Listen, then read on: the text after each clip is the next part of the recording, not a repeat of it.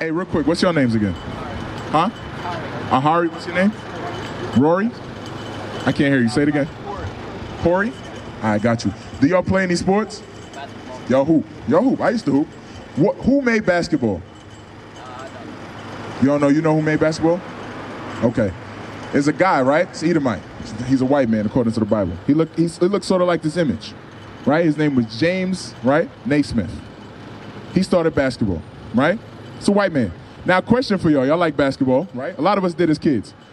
Why would they bring you, put you through this, right? Put you in slavery, right? Like this. Come here. Come close so y'all can look at these signs real quick. Why would they come, put you through this, and then say, we're going to give them a ball? Why would they do that? Huh? Okay, that's a good answer. You don't know it's a great answer. The purpose of giving somebody something to distract them, right? If I put you in a cage, is to make you not realize you in there. You ever seen a hamster on a hamster wheel? They just run on the hamster wheel. Right. They don't even realize they're in a cage. Right. So the purpose of things like basketball and sports is for our people not even to realize what position we're in, right? Because who's your favorite player? I'm asking, who's your favorite player? Hot Curry? Who's your favorite player? Same person, Curry. Okay, now Curry, as a basketball player making millions, is he still oppressed? Is he still oppressed? Will the cops still kill Stephen Curry if they pull him over? Yes. So what happens, right, to us is we grow up and we think, hey, if I get this level of, if I can hoop, right, I'll make it out of this community, right, I'll be good financially, and everything will be okay. Yes, sir. But it doesn't go nowhere, it just follows you with the money. Right. You've seen that, right, this week, a bunch of basketball players on TV, what were they talking about? You don't watch what's going. Okay, so they were talking about what happened, right? What happened at the Capitol building, how the United States is racist, right? So to get back to the point of sports, give me Psalms 137 and verse, I think it's like 3. Right? What in the Bible, they did the same thing to us. Right? When the white man came and he conquered us, right? This man right here, he conquered us, and then he said, I want you to sing me a song. So now what do our people do? Give me some jobs our people do where they make millions. 137. They required of us a song. Here's some examples. They sing. You know some singers? Who's your favorite singer? Okay, who's your favorite rapper? Eminem is your favorite rapper. Okay. Now, let me ask you this. Eminem, who did he get it from? Who did hip-hop originate from? People that look like us. So what they do is they bring you over here, they put you through this in slavery and bondage, and then they say, sing me a song. Entertain me, Negro. Play this basketball. Sing me a song. Dance. Tell me a joke. Right? You know somebody who does all those things. You know who Kevin Hart is, right? Right. You know who LeBron James is, right? Right. Okay. You know who Tory Lanez is, right? You know who the Baby is? Little Baby? You know who those people are, right? They're rappers and singers. They put these people in that position because they're entertainment. They're not leaders. So what our kids do is they aspire to be these people who are not leaders. Right. And you grow up your entire life and you say, if I can dribble this ball and put it in a hole, it's going to make me money and I'm going to be okay. Right. Let's see what they did to us in the Bible. Read that. This is the book of Psalms 133, verse 3. For there they that carry us away captives would cry of us a song. So when we got taken into captivity in this time, right, in Babylon, they said, sing us a song. Sing is one of them songs you like to sing. So now you got Little Baby, right? You got all these rappers who sing songs about oppression and poverty. But guess what? They still singing about it because they're still going through it. Right. And what we do as people is we listen to it, we watch it, but we don't connect the two. Right. We don't realize that they are still in poverty and still on the bottom. So we aspire to be like Stephen Curry. But Stephen Curry is still going to get judged by God. Right. Stephen Curry can't escape that. So that's more important than a basketball. You follow what I'm saying? Read that again. For there they that carry us away captive require of us a song. See, when they put you in captivity, what they want you to do is be happy. So they give you the ball. They say, hey, dribble this, right? And what we do is when we feeling bad, we go outside and we shoot some hoops. Right. When we feeling depressed, we go outside and we play football. Right. And we forget that we still in the ghetto. We forget that our sisters is on drugs out here, that brothers is pimping them out to make $1. We forget that. And we say, if I got this ball, everything else around me goes away, and I'll just hoop, and I'll get to freedom. But when you get there, captivity is still going to be there. Your oppressor is still going to be there. So y'all at 13, y'all got to understand that now. Read. Sing us one of those songs of Zion. How should we sing the Lord's song in a strange land? See, what our people understood was singing songs about freedom and oppression was backwards. But we forgot that. Now we play basketball and we talk about how it makes us free, but we're in captivity. That's backwards. You can only play on the courts that they allow you to play on. You follow what I'm saying? If you go to the wrong part, they're going to call the cops on you. If you go to a gym and you don't pay, you can't get in. That's oppression. You can't just dribble a ball and set up a court wherever you want. Bring it out. That doesn't happen to you. But the white girl that does it on Instagram, she can take a little hoop to Times Square and play. Let your behind do it. You'll be in jail. You got to understand you're still on the bottom. So now, let me ask you this, right? Now we understand basketball, right, is irrelevant. Which one of these is Christ, according to the Bible?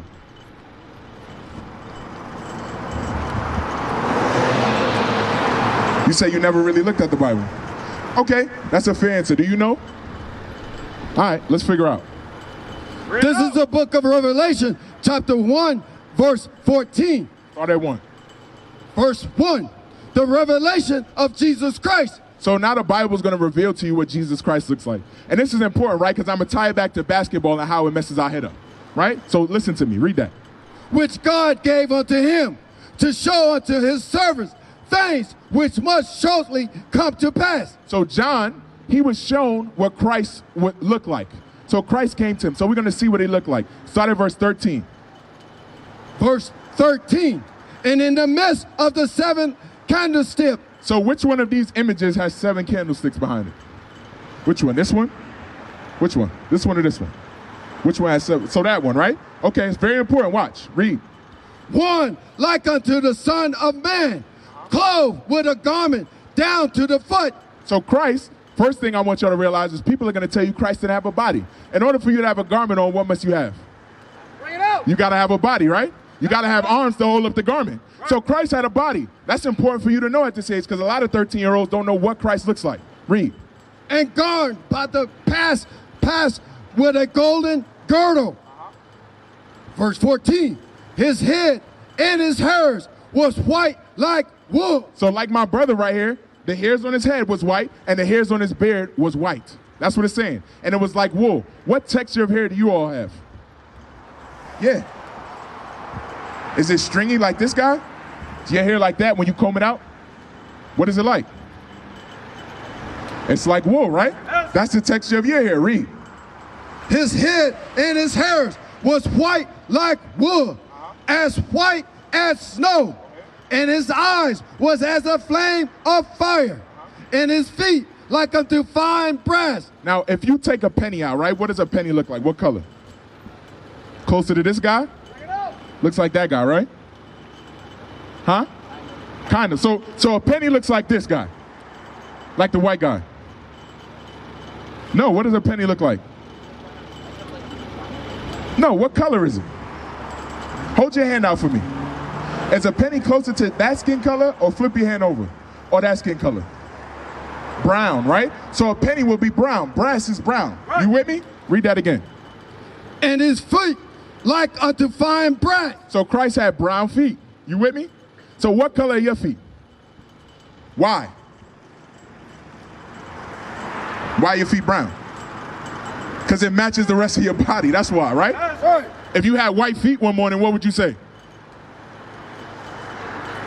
You would be confused. You'll go to the doctor at least. If you woke up with white feet, what would you say? You would be okay?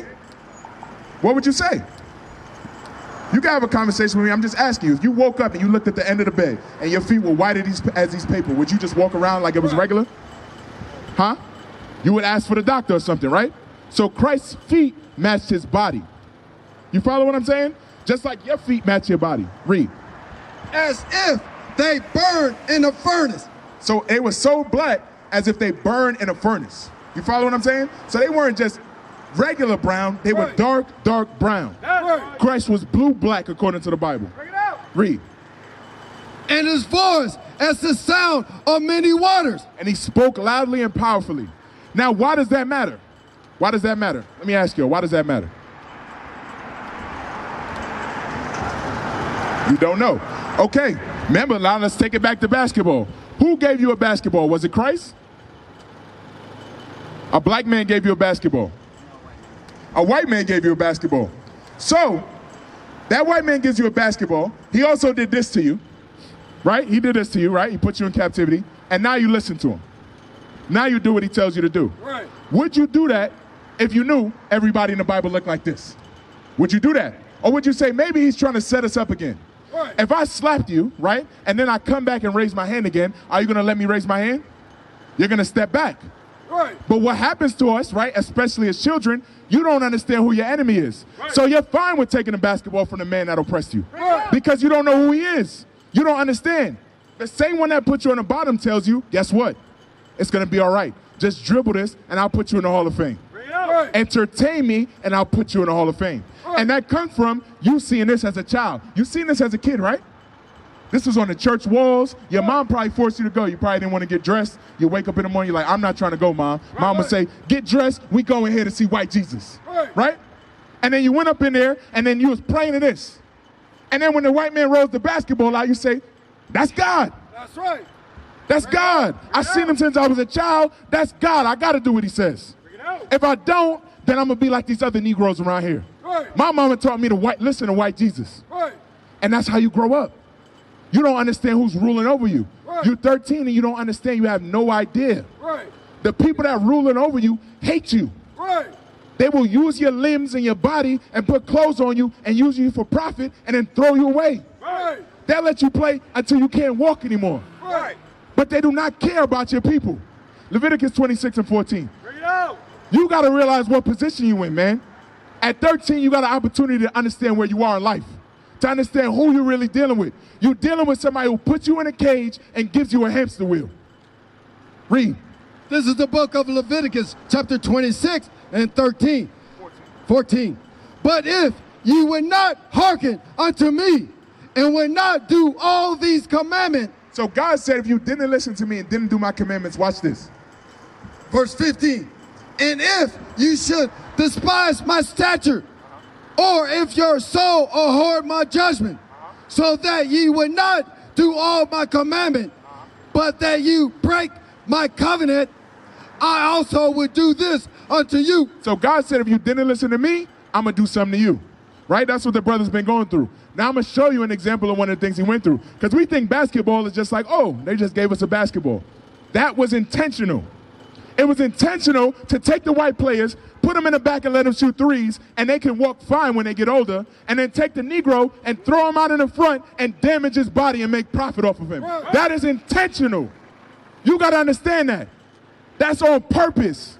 That's why a lot of brothers, by the time they're 18, 21, 22, they could barely walk anymore. They've torn an ACL. Right. You got to have kids one day and you're worried about dribbling the ball. They are doing this on purpose. You got to understand who's over you. Read. And I will even appoint over you terror, consumption, and the burning of anger that should consume the eyes. So he said I was going to apport terror over you. This is an example of terror. Right. But you know what else is terror? Being a young kid and having tour days and never making it to the league. Right. Right. That's terror. Right. That is terror. Living your whole life trying to make it to the league and they tell you you're not going. Right. You understand what I'm telling you? That is terrible. To live your entire life thinking you're going to make it to the NBA and having that dream, and then at sometime at 18, 21, you realize, damn, I'm not going to make it. Bring it out. I'm not going to make the league. I got to be smarter in school. Right. I got to raise a family, but now I don't know how. I just know how to dribble a basketball. Right. That is a terrible thing for you to wake up and realize too late. Bring it out. You 13, it's time for y'all to wake up. Right. Read. And cause sorrow of heart, and ye should sow your seed in vain, for your enemy should eat it. So he said you will sow your seed in vain, meaning you're going to do all the work and the labor, but then your enemy's going to eat it. Right. LeBron James practiced how many hours? A lot, right? He probably practices a lot. Stephen Curry probably practices a lot. How much does his owner make? Look at the term they use. His owner. How much does his owner make? The owner of the Warriors. How much you think? You think he makes as much as Stephen Curry? He makes more than Stephen Curry. Right. So the reason Stephen Curry can make millions is because his owner, his slave master, makes billions off of him. Right. That's what we are doing as kids. We think if we hoop, we're going to get out of poverty. No, I'm going to give you crumbs and I'm going to let you bang your body up. And I'm going to be 75 and I'm going to sit in this box and say, look at my niggas go. Right. I bet you my niggas will beat your niggas. Right. Bring it on. I bet you they will. Oh, yes, how much you want to put on it? That's what they do. Bring it out. And we as kids, we bred up into it. We start hooping from the time we 8, 9, 10, 11, 12, and now we get 20 and we hooping for the white man and he's making money off of us. Right. This is a business. People that hate you are over you and they're never going to tell you this. Read. And I will set my face against you, and you shall be slain before your enemies. They that hate you. They that what? They that hate you. One more time. They that hate you. The Bible said they that hate you. Bring it out. You understand what that means? For somebody to hate you, that means they do not want your best interest. Right. They do not care if you make it to the league. Kill yourself trying to make it here. Then I'll give you crumbs, and I don't care what position you end up in after that. How many players that made it to the NBA are rich now? Huh? Not that many. A lot of them go broke. That's right. Because they never teach you who you are. They never tell you that you're from the tribe of Judah. They never tell you you're the greatest thing that ever walked the planet. Right. They let you play sports and sing them songs and tell them comedy, and when you washed up, they go find the next Negro trying to take your spot. That's right. The world is coming to an end, brother. This basketball and this foolishness of comedy and singing songs is going to go away. That's right. This ain't going to be here forever. So you got to realize what special moment you having right here to realize that this is not going to be forever. Right. Even people who make it to the league and hoop, they don't hoop forever. Right. Something comes after that, and that's called being a man. That's what you got to focus on. How do I become a man? How do I learn that now? How do I learn how to raise a family now? Right. How do I learn how to take care of myself now? Right. That's important. Read. They that hate you should reign over you. So now, people that hate you are over you. People that hate you are over you. And they telling you, hey man, so what we put you in slavery? Everything gonna be okay. So what? Who cares about this? Who cares? Who cares that we did this to you? We gave you a basketball and 2 nets. We gave you that. At least be happy about something, Negro.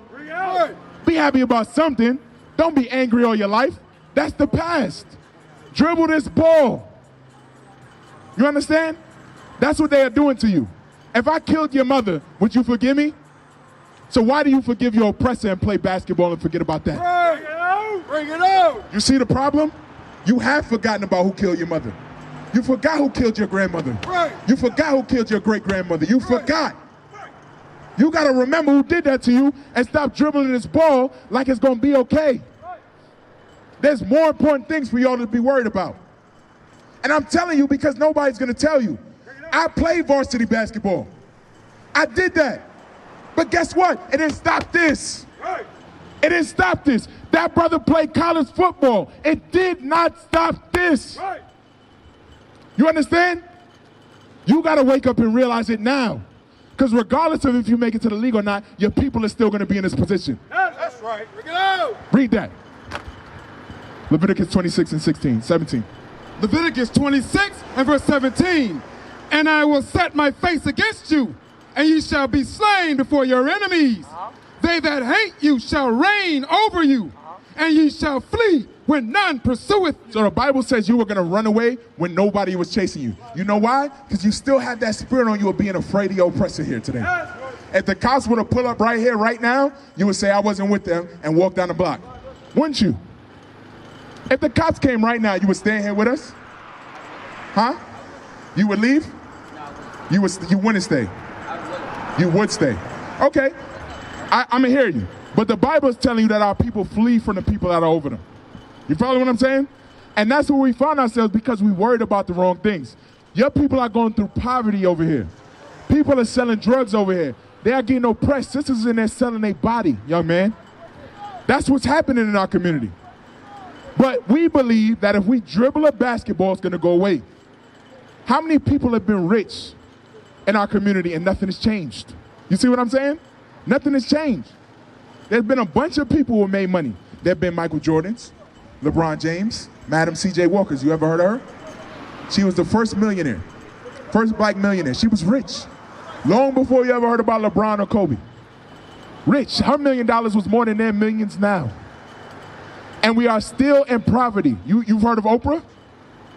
How come she didn't get us out of this position? I'm asking y'all. Y'all tell me. Because what? She was different from us? No, because she doesn't care about her people. Hey. Stephen Curry doesn't care about his people. Hey. Not the way you think he does. Because if he did, he couldn't be in that position. If he truly was in a position of talking about all the oppression he sees, then he couldn't have that money. You follow what I'm saying? If he would take that money and go and say, it's wrong that you put my people in the ghetto. It's wrong that you put them on the bottom. It's wrong that they don't have good schools and that their mothers are on drugs and their fathers are on drugs and prostitution is going on. If he said that, then he couldn't play in the NBA. He couldn't be a superstar. Read it again. 17. Verse 17. And I will set my face against you, and ye shall be slain before your enemies. They that hate you shall reign over you, and ye shall flee when none pursue you. So young brothers, they that hate you rule over you. Sirach 12 and 10. They that hate you rule over you, right? And the Bible tells you how to deal with your enemy. So now that I'm saying all of this, your enemy clearly must look like this, right? The guy that gave you the basketball is now your enemy. Now you understand that. We're on the same page. Your enemy gave you the basketball. Now let's see what God says about that. You got it? The book of Ecclesiasticus, chapter 12 and verse 10. Never. Read that word one more time. Never. Never trust thine enemy. So are we supposed to trust our enemy that put us in slavery and gave us a basketball? I'm asking you. Huh? Say it again. Come close and talk up. You can speak up to me, man. I'm loud. I got a microphone. I got to hear you. Speak up. Should we trust the person who gave us a basketball? Read it again. Never trust thine enemy. Y'all got to get this in your brain. In your brain, you don't think they're your enemy. I get it. You think you're finna dribble this basketball. The basketball brings everybody together. But one day they're going to remind you a nigga. One day. One day you're going to be hooping and they're going to tell you. Something is going to tell you you are a nigga. And then you're going to remember this scripture. You're going to say, dang, that brother told me when I was 13 never to trust my enemy. He warned me. And that's my only job. All I could do is warn you. Read it again. Never trust thine enemy. For like as iron rusted. Iron rust. If you got a pipe and you put it outside, it's going to rust. So God is saying as iron rusted, because iron rust, read. So is his wickedness. His wickedness is like iron. It's definitely going to come. Right. It's going to come. It's just a matter of time. So you got to ask yourself, how much longer do I want to focus on playing this basketball? Because COVID-19 is going on, and they won't even let the Negroes sit down. They want them to hoop with COVID-19 going on, and they don't care if they die. They do not care about our people. They care about profit. So ask yourself, why would I put that over keeping the commandments of God?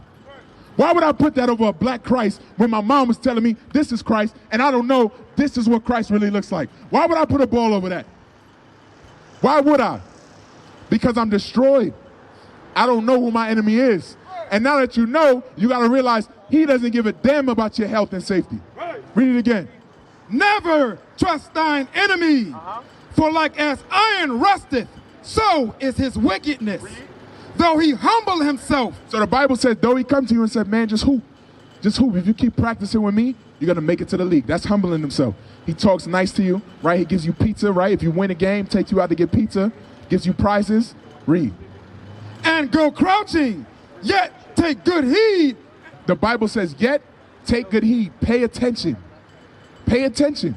I know this is not what y'all want to hear, but if I had Stephen Curry right here with me reading the Bible, y'all would be all ears. And that shows me y'all destroyed. If this man was Stephen Curry, anything he said out of his mouth you would listen to. But because he doesn't dribble a ball, you don't want to hear it. You got to realize that's a problem. Read that verse again. Though he humble himself and go crouching, yet take good heed and beware of him. Beware of your enemy. Like beware of a dog. He is going to bite you one day, and one day you're going to remember we had this conversation, young man. Read. And thou shalt be unto him as if thou had wiped a looking glass. And thou shalt know that his rust have not been altogether wiped away. You're going to find out his evil is there. Just like you find out if you wipe a glass and look inside it, that it's dirty on the inside. One day, the white man is going to reveal who he is to you. For now, play basketball. You got young knees. I'm going to damage you up and make my profit off of you. Make my AAU money off of you. Make my NBA money off of you. But one day, he's going to reveal who he really is to you. Hey. Read. Set him not by thee, lest when he hath overthrown thee, he stand up in thy place. So when he puts you down and he puts you in this position of power, one day he's going to knock you to the side and say, you know I'm the reason he's the best player, right? I coached him. I gave him money. That's what's going to happen one day. Read. Neither let him sit at thy right hand, lest he seek to take thy seat. The white man is seeking to take the power that you men have away from you. And you know how? He puts you on the court, you do all the work, and he makes the money. Hey. That's his job, is to be your enemy. But we don't realize that. We don't care about that. Read. And thou at the last remember my word. At the last, you're going to remember what this said. Read that again for them. And thou at the last remember my word. One day you're going to remember this Bible. You're going to say, damn, I was trying to make it to the league, and I didn't make it. Or you do make it, but the white man is oppressing me. You're going to remember what the Bible said. And it's going to be too late at that point. It's going to be too late when you're locked into a 4-year, $1 million contract, and if you don't do it, your family can't eat. Right. It's going to be too late. Read. And be pricked therewith. When you remember these words, it's going to pain you. It's going to be a painful night for you if you don't take heed to what the Bible's saying. We used to scream black power while heroin was pushed. But at the end of the day, nothing's in vain. IUIC has been given a vision. The tents of Judah has risen. Many has attempted the mission.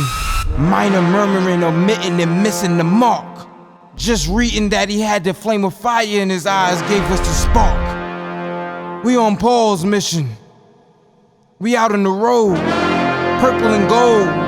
From Mexico, Cuba, Haiti, Ghana, Sierra Leone. 144,000 boots banging, concrete crackling. These are how men repented at heart. The scriptures is proof. IUIC, we deliver the truth.